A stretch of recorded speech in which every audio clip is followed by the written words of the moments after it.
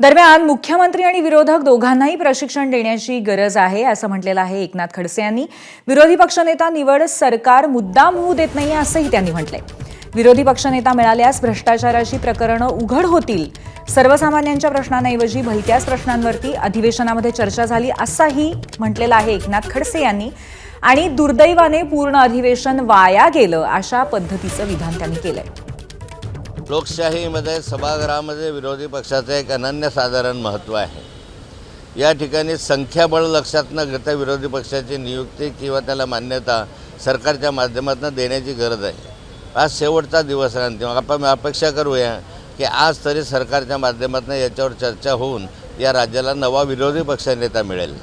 हा विरोधी पक्षनेता जर या ठिकाणी नियुक्त केला तर असे भ्रष्टाचाराचे आणि अव्यवस्थेचे प्रश्न अनेक ऐरणीवर येऊ शकतात आणि ही भीती सरकारला वारंवार वाटते।